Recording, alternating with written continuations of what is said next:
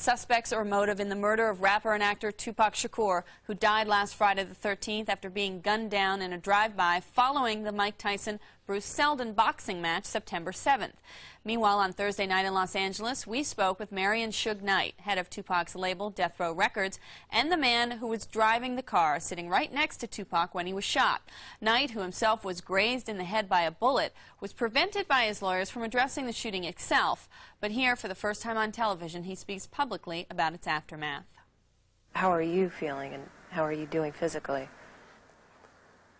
I feel like this. I feel that the last word is always God. But Pac saved my life. The reason why I say Pac saved my life, I got shot in the head, I got grazed some other places, but I still got the bullet in my head. It's still there. But for as trying to get him to the hospital didn't make me realize that I was shot. Because usually when you get shot in the head, the first thing the person do is panic. You know, bam, I'm shot in the head, I'm about to die. You know. And once you do that, you can't drive nowhere.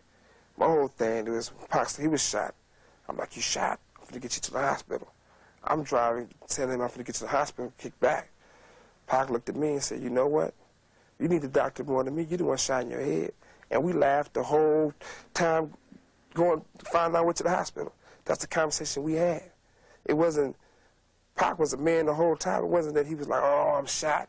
He cracking jokes. He's like, yeah, they shot me. He said, but you shot in your head. Look at your head bleed. Look how much it's bleed. That was Pac. And I'm like, man, shut up. I'm going to get you to the doctor. So he was conscious on the way to the hospital?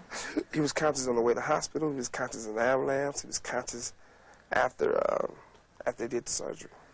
What was the last thing that he said to you? That he loved me.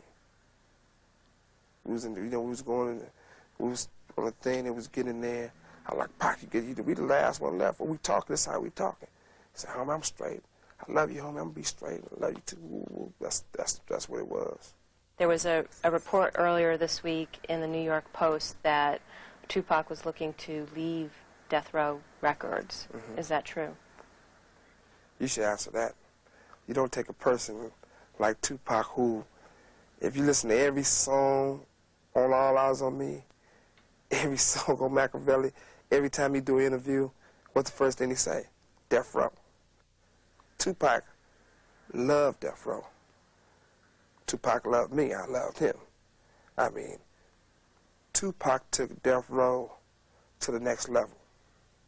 I mean, we worked hard and we laid the foundation down, and Snoop took the baton, he ran with it, and he did a great job with it. When Tupac got the baton, not only did he win the race, he finished so fast that he was able to sit back and drink some Thug Passion and come up with another plan.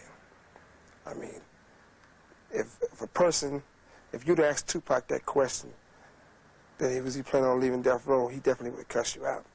A lot of people in the hip-hop community have said that this incident will change hip-hop. This is a really landmark event, tragic event at that, and that the music will probably never be the same. Do you see the direction of Death Row changing? Is there going to be a different type of music put out? Not at all. We're going to do the same thing we've been doing and sell records. Like I said before, my main goal is fulfill Tupac's dreams.